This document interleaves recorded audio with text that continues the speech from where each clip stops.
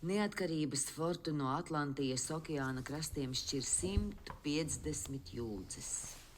Ja ceļā negadīsies kavēkļi, kas šķiet arī nebija gaidāmi, tad pēc Glenervena domām jau pēc 4 dienām viņiem vajadzētu atrasties uz Dunkana. Taču atgriezties uz kuģa bez kapteiņa Granta pēc pilnīgi neveiksmīgiem meklējumiem ar šādu iznākumu viņš nekādi nevarēja samierināties. Tāpēc nākamajā dienā Glenervens vilcinājās doties ceļā. Vadības rūpes uzņēmās majors, viņš lika papildināt pārtikas krājumus, apseglot zirgus un izraudzīties iespējamās atpūtas vietas.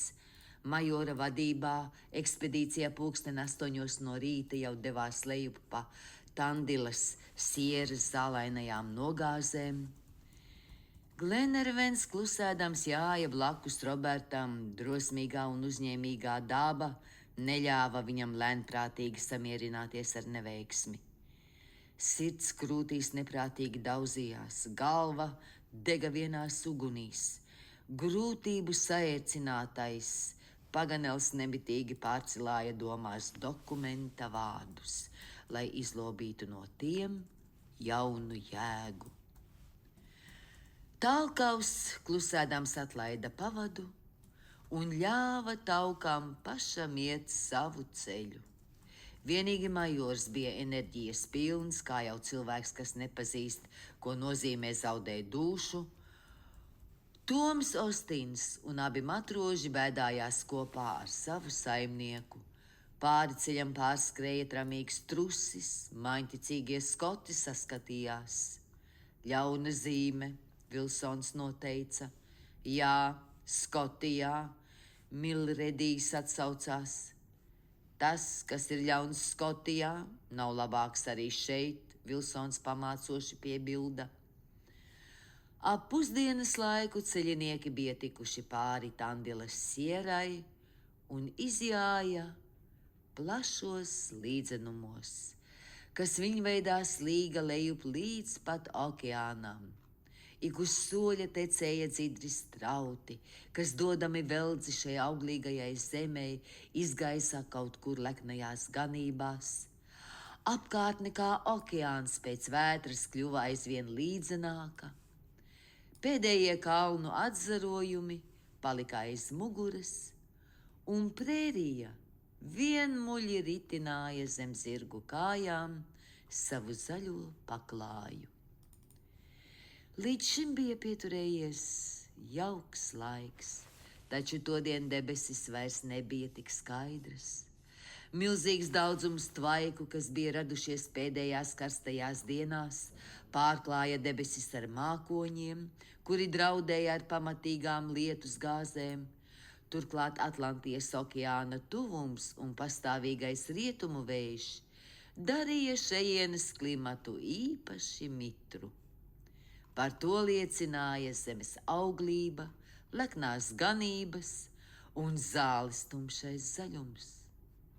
Todien smagie mākoņi tomēr nesāka gāzt lejup lietus straumes, un vakarā zirgi, nosoļojuši apmēram 40 jūdzes, apstājās pie dziļām kandām ar ūdeni pildītām dabiskām ieplakām. Šeit nebija nekādas pajumtes. Par teltīm un segām ceļiniekiem noderēja pončo, un visi aizmiga zem klajām debesīm, kas par laimi tikai solīja lietu. Nākamajā dienā, līdzenumam slīkstot zemāk un zemāk, pazemes ūdeņi kļuva aizvien jūtamāki. Ūdens spiedās laukā no visām zemes porām. Drīz vien ceļu uz austrumiem aizšķērsoja lieli dīķi, no kuriem dažs labs jau bija pilns ar ūdeni, bet citi vēl tikko sāka veidoties. Kamēr ceļā gadījās vienīgi šīs, noteiktu krastu ietvērtās un ūdens zālēm neaizaugušās langūnas, zirgi viegli tika tām pāri, bet, kad parādījās tā saucamie pentani, ar garu zāli aizauguši muklāji, tik viegli vairs negāja. Pamanīt un laikus izvairīties no briesmām nebija iespējams.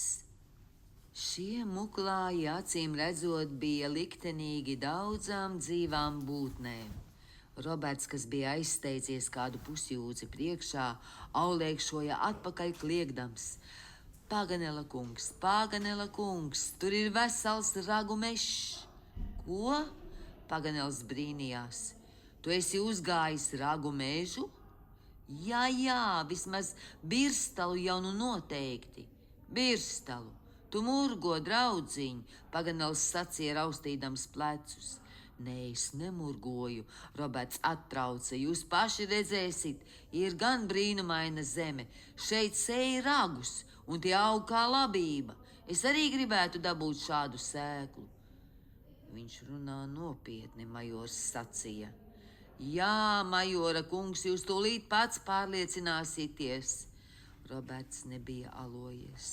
Drīz vien ceļnieki pieejāja pie milzīga lauka ar taisnās, nepārredzami garās rindās iedēstītiem ragiem. Tā tiešām bija īsta jaunaudze, kas atstāja dīvainu iespaidu. Ko nu jūs teiksit? Roberts noprasīja. Sili brīnumi, Paganels noteica, un tūdaļ sāka iztaujāt indiāni. Ragi rēgojas laukā, bet vērši ir apakšā, Talkavs paskaidroja. Kā? Paganels iesaucās. Šai muklājā iestidzis vesels ganāmpulks? Jā, Patagonis apstiprināja. Patiesi, zem straujās skrejienās satricinātās zemes šeit bija dabūjis galu milzīgs ganāmpulks. Simtiem vēršu bija nesen iestiguši un noslāpuši šai lielajā staignājā. Tādas katastrofas Argentīnas līdzenumos reizēm atgadās, un Talkavs to nevarēja nezināt. Un šādu brīdinājumu, protams, vajadzēja ņemt vērā. Ceļnieku pulciņš apjāja apkārt milzīgajai hekatombai, kura būtu varējusi apmierināt visprasīgākos antīkās pasaules dievus, un pēc stundas ragu lauks jau bija palicis 2 jūdzes aiz muguras. Talkavu acīm redzot darīja nemierīgu kādas neparastas zīmes. Viņš bieži apstādināja zirgu un pieslējās uz kāpšļiem. Garais augums ļāva viņam aptvert ar skatienu plašu apvārsni, taču droši vien neieraudzījis neko tādu, kas izskaidrotu notiekošo, viņš jāja tālāk. Pēc kādas jūdzes Talkavs apstājās atkal, pēc tam atrāvies no saviem ceļa biedriem, pajāja dažas jūdzes gan uz ziemeļiem, gan uz dienvidiem, tad atkal atgriezās un ieņēma savu vietu pulciņa priekšgalā, ne vārda nebilstams nec par savām cerībām, nec bažām. Šāds manevrs, kas tika atkārtots vairākas reizes, ieintriģēja Paganelu un darīja nemierīgu Glenervenu. Viņš palūdza zinātnieku pavaicāt indiānim, ko tas nozīmē. Paganels tūdaļ to darīja. Talkavs atbildēja, ka viņš brīnoties, kāpēc zeme tik ļoti piesūkusies ar ūdeni. Kopš viņš strādājot par pavadoni, viņam vēl nekad neesot gadījies redzēt tik ļoti piemirkušu zemi. Pat lielo Lietuvu laikā Argentīnas līdzenumam allaž varēja iziet cauri. Kā lai izskaidro šo aizvien pieaugošo mitrumu? Paganels jautāja. Nezinu, indiānis atbildēja. Ja es zinātu, vai kalnu upes Lietuvu laikā nekad neiziet no krastiem? Reizēm gadās, varbūt upes pārplūdušas arī pat laban? Var jau būt, Talkavs atteica. Paganels bija spiests apmierināties ar tādu pusatbildi. Viņš atstāstīja Glenervenam šo sarunu. Un ko Talkavs iesaka? Glenervens vaicāja. Kas tagad jādara? Paganels jautāja Patagonim. Jājai, cik ātri vien var, indiānis atbildēja. Šo padomu bija vieglāk dot nekā izpildīt. Zirgi drīz nogura, mīdami zemi, kas zuda zem kājām. Apkārtne kļuva aizvien zemāka un zemāka. Šī līdzenuma daļa patiesībā bija milzīga ieplaka, kurā viegli vien varēja saplūst kāpjošie ūdeņi. Tāpēc vajadzēja pēc iespējas ātrāk tikt laukā no zemienes, kura plūdu gadījumā tūdaļ pārvērstos par ezeru. Jātnieku skubināti zirgi pielika soli, itin kā būtu par maz tā ūdens, kas šļakstēja zem zirgu kājām. Ap 1:02 atvērās debesu slūžas, un pāri līdzenumam sāka grūt tropiskā lietus gāzmas. Patvērties no lietus nebija nekādas iespējas. Neatlika nekas cits, kā kļūt par filozofiem un stoiciski paciest pārbaudījumu. Pončo uzreiz kļuva caur caurēm slapji, no cepuriem ūdens plūda lejup gluži kā no aizsērējušām jumtu notekām. Seglu bārkstis šķiet pārvērtās par ūdens straumītēm. Zirgu kāju apšļākti no apakšas, ceļinieki jāja itin kā starp divām gāzmām, kuras nāca no zemes un no debesīm. Izmirkuši, nosaluši un bezgala pārguruši, viņi vakarā sasniedza kādu nožēlojamu rančo. Vienīgi gaužām pieticīgi ļaudis varēja to uzskatīt par pajumti, un vienīgi bezizejas stāvoklī nonākuši ceļinieki varēja tajā meklēt patvērumu. Taču Glenervenam un viņa biedriem nebija citas izvēles, un viņi saspiedās šai pamestajā būdā, ko noniecinātu pat visnabadzīgākais pampu indiānis. Ar grūtībām ceļinieki sakūra nožēlojamu ugunskura, kas vairāk dūmoja nekā sildīja. Laukā joprojām lija vienā līšanā, un cauri satrupējušajam salmu jumtam pilēja lielas lāses. Uguns neapdzisa vienīgi tādēļ, ka Milredijs un Vilsons nemitīgi to pasargāja no virsū plūstošā ūdens.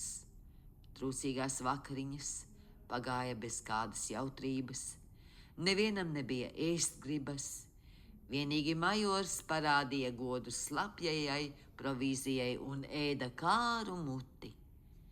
Nesatricināmais makneps stāvēja pāri visām likstām. Paganels, kā jau francūzis, mēģināja jokot, taču nevienu sasmīdināt viņam neizdevās. Mani joki ir samirkuši, viņš sacīja, tie nešķiļ dzirkstis. Labākais, ko šādā reizē varēja darīt, bija doties pie miera. Tāpēc ik viens mēģināja aizmirst miegā nogurumu. Nakts bija vētraina. Rančo krakšķēja visos pakšķos, šūpojās un draudēja sagāsties ar katru spēcīgāku vēja brāzmu. Pakļauti visām debesu sodībām. Pagalmā žēlabaini zviedza zirgi, kaut arī viņu saimniekiem draņķīgajā būdā neklājās daudz labāk. Tomēr miegs pamazām ceļiniekus pieveica. Roberts I aizvēra acis, nolicis galvu uz lorda Glenervena pleca. Drīz vien arī pārējie rančo iemītnieki gulēja dziļā miegā. Kā redzams, Dievs viņus modri sargāja, jo nakts pagāja bez starpgadījumiem. Ceļiniekus uzmodināja tauka, kas būdams kā vienmēr nomodā, skaļi zviedza un daudzīja ar kāju būdas sienu. Sava saimnieka vietā viņš atgādināja, ka laiks doties tālāk. Būdami parādā taukam tik daudz pateicības, ceļinieki nevarēja viņam nepaklausīt un naski vien saposās ceļam. Lietus bija mitējies, taču mālainā zeme vairs nespēja uzsūkt sakrājušos ūdeni.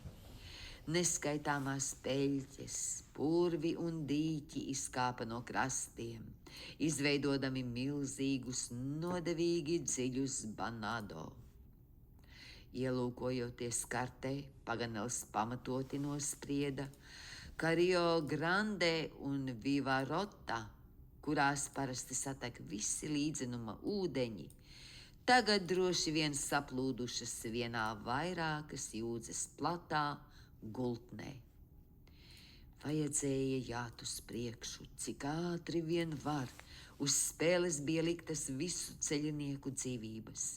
Ja ūdens līmenis kāps vēl augstāk, kur tad lai patveras? Milzīgajā, līdz pat apvārsnim novilktajā aplī nemanīja neviena augstāka punkta, un zemiene varēja aplūst ļoti strauji. Zirgi tika trenkti pilnos auļos.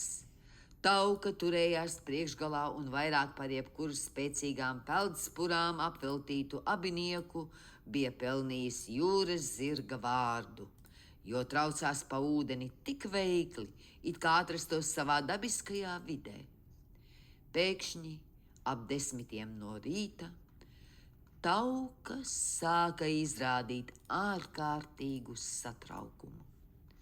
Vai ik brīdi viņš grieza galvu pret nepārredzamajiem dienvidu klajumiem, skaļi zviedza un plati ieplestām nāsīm, ieelpojis vēso gaisu, spējis lejās pakaļkājās. Talkavu šie izrāvieni izsviest no segliem gan nevarēja, taču zirgu viņš valdīja ar manāmu piepūli. Jātnieks tik spēcīgi piecirta laužiņus, ka putas, kas nāca pār Taukas lūpām, sajaucās ar asinīm, un tomēr kastasinīgais aidinieks nerimās. Talkavs skaidri nojauta, tik līdz Taukam dotu vaļu, viņš te pašā mirklī pilnos auļos joņotu uz ziemeļiem. Kas Taukam lēcies? Paganels jautāja. Vai tikai viņam nav piesūkušās Argentīnas ūdeņu Rīgās dēles? Nē, indiānis atbildēja. Vai tad viņu kaut kas satrauc? Viņš nojauš briesmas. Kādas? Nezinu.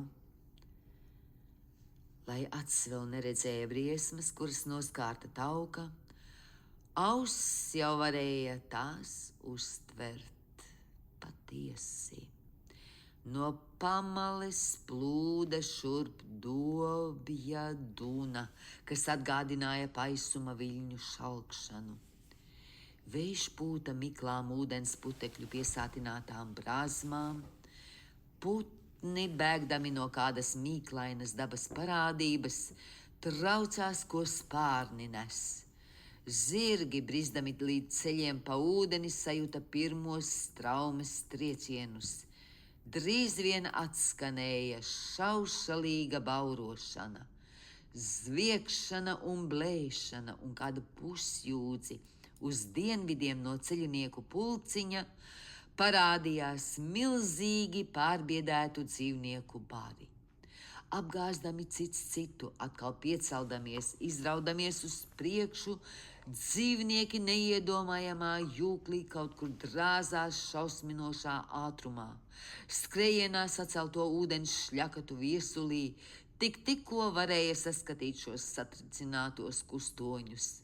Pat 100 vislielākās valzivis šķiet nevarētu tik spēcīgi sabangot okeāna ūdeņus. Anda, anda! Ātrāk, ātrāk! Talkavs nokliedza. Kas noticis? Paganels vaicāja. Pāli! Talkavs atrauca un iecirtis piešus zirgam sānos aizauliekšoja uz ziemeļiem. Plūdī! Paganels iesaucās, un visi ceļabiedri ar Paganelu priekšgalā aizjoņoja nopakaļ Taukam. Bija arī pēdējais laiks. Kādas 5 jūdzes uz dienvidiem jau varēja saskatīt milzumu augstu un platu ūdens vālu, kas gruva virsū līdzenumam, pārvērstams to par okeānu. Garā zāle pazuda kā nopļauta. Straumes izrautie mimozu krūmi peldēja virs ūdens gluži kā mazas saliņas. Ūdens masa biezā klājienā gāzās virsū ar neatvairāmu spēku starp lielajām Pampāzijas upēm. Acīm redzot, bija pārrauti aizsprosti, un Kolorādo ūdeņi ziemeļos un Rio Negro dienvidos saplūda vienā gultnē. Ūdens vāls, uz kuru bija norādījis Talkavs, tuvojās ar sacīkšu zirgu ātrumu. Ceļinieki laidās no tā prom kā vētras zīti mākoņi. Viņu skatieni velti meklēja kādu patvērumu. Ūdens klājs stiepās līdz pašam apvārsnim. Panisku baiļu pārņemtie zirgi drāzās tik trakos auļos, ka jātnieki ar mokām jaudāja noturēties seglos. Glenervens ik pa brīdim atskatījās atpakaļ. Ūdens mūs panāks, viņš domāja. Andā! Andā! Ātrāk! Ātrāk! Talkavs kliedza, un jātnieki vēl izmisīgāk trenca nelaimīgos lopiņus. No piešu savainotajiem sāniem tiem tecēja asinis stiepdamās ūdenī kā gāri sarkani dzīpari. Zirgi klupa zemes nelīdzenumos. Ap kājām viņiem pinās neredzamās ūdens apslēptās zāles. Viņi krita, viņus rāva augšā, viņi atkal krita un atkal viņus rāva augšā. Ūdens līmenis tikmēr nemitīgi cēlās. Viegla viļņošanās liecināja, ka nav vairs tālu ūdens vāls, kura baltās krēpes plivinājās nepilnu 2 jūdžu attālumā. Veselu stundas ceturksni ilga šī izmisīgā cīņa ar satrakoto stihiju. Bēgļi vairs nebija spējīgi aplēst, cik liels attālums noauļots, taču, spriežot pēc zirgu straujā skrējiena, tam vajadzēja būt ievērojamam. Tikmēr zirgi, atrasdamies jau līdz krūtīm ūdenī, kūlās uz priekšu tikai ar vislielāko piepūli. Glenervens, Paganels, Ostins, visi uzskatīja sevi par pazudušiem, nolemtiem briesmīgai nāvei jūras viļņos. Zirgi sāka zaudēt pamatu zem kājām, un 6 pēdu dziļums jau bija pietiekams, lai varētu noslīgt. Nav vārdos aprakstāmas smeldzošās skumjas, kādas plosīja šo palu stihijā ierauto cilvēku sirdis. Viņi skaidri apzinājās, ka cīnīties pret šo dabas kataklizmu nav cilvēka spēkos. Glābiņš vairs nebija atkarīgs no viņiem pašiem. Pēc 5 minūtēm zirgi jau laidās peldus. Spēcīgā straume rāva viņus uz priekšu ar neticamu ātrumu, kas līdzinājās sacīkšu zirga visātrākajiem auļiem, un pārsniedza 20 jūdzes stundā. Šķita vairs nav nekāda glābiņa, kad pēkšņi atskanēja majora balss: Koks! Koks! Glenervens iesaucās. Tur! Atsaucās Talkavs, rādīdams ar pirkstu uz gigantisku koku, kas vientuļš slējās virs ūdens kādas 800 asis no ceļiniekiem. Neviens nebija skubināms, visi saprata, ka šis koks, kurš tik negaidīti bija trāpījies ceļā, jāsasniedz par katru cenu. Zirgi droši vien līdz tam neaizpeldēs, turpretī cilvēki vēl varēja izglābties. Straume viņus nesa tieši uz koku. Šai brīdī Toma Ostina zirgs aprauti iezviedzās un nozuda zem ūdens. Viņa saimnieks atsvabinājis kājas no kāpšļiem, sāka sparīgi peldēt. Ķeries pie maniem segliem, Glenervens viņam saucā. Paldies, jūsu augstībā, Toms Ostins atbildēja, rokas man stipras. Un tavs zirgs, Robert, Glenervens vaicāja jaunajam Grantam. Viņš peld, milord, viņš peld kā zivs. Uzmanību, Majors skaļi iesaucās. Viņš nepaguva neizteikt šo vārdu, kad bēgļus panāca milzīgais ūdens vāls. Drausmīgā 40 pēdas augstā ūdens grēda ar apdullinošu troksni uzgruva viņiem virsū. Cilvēki un zirgi, itin viss, nozuda mutuļojošā vērpetē. Miljoniem tonu smaga ūdens masa aizrāva viņus savā mežonīgajā brāzmā, kad milzu vilnis bija pāri, cilvēki atkal uznira virspusē un tūdaļ pārskaitīja ar skatienu savus biedrus. Neviena netrūka, turpretī zirgi bija pazuduši uz visiem laikiem. Vienīgi tauka joprojām nesa savu saimnieku. Drošāk! Drošāk! Glenervens mudināja Paganelu, pieturēdams viņu ar vienu roku un irdamies ar otru. Nekas, cienījamais zinātnieks atsaucās. Es nemaz nenožēloju. Ko īsti viņš nenožēlo, tas palika nezināms, jo teikuma beigas nabags bija spiests norīt kopā ar puspinti duļķaina ūdens. Majors mierīgi peldēja uz priekšu, izdarīdams tik precīzas un saskaņotas kustības, ka viņam nevarētu neko pārmest pat peldēšanas skolotājs. Matroži jutās kā divi delfīni ierastajos ūdeņos. Roberts bija ieķēries taukam krēpēs un ļāvās, lai zirgs viņu velk. Ar lielu sparu šķeldams viļņus tauka instinktīvi ieturēja virzienu uz koku, kurp viņu nesa arī straume. Līdz kokam bija atlikušas vairs tikai kādas 20 asis. Pēc dažām minūtēm to sasniedza viss ceļnieku pulciņš. Kāda laime! Ja nebūtu šī patvēruma, zustu jebkura iespēja izglābties un neatliktu nekas cits, kā sagaidīt galu viļņos. Ūdens sniedzās kokam līdz pat vainagam, kur sākās pirmie lielie zari. Pieķerties pie tiem nebija grūti. Pametis zirgu un satvēris Robertu, pirmais uzrāpās kokā talkavs. Un drīz vien viņas stiprās rokas palīdzēja tikt augšā visiem pārējiem izmocītajiem peldētājiem. Tikmēr tauka, straumes aizrauts ātri attālinājās. Viņš pagrieza pret saimnieku savu gudro galvu un purinādams garās krēpes zviedza, itin kā saugdams palīgā. Vai tu viņu pamet? Paganels vaicāja talkavam. Es? Indiānis iesaucās. Un iemeties mutuļojošā ūdenī, viņš iznira kādas 10 asis no koka. Pēc dažām minūtēm viņa roka jau apķērās ap taukas kaklu, un viņi abi, zirgs un jātnieks, aizpeldēja pretī dūmakainajam ziemeļu apvārsnim.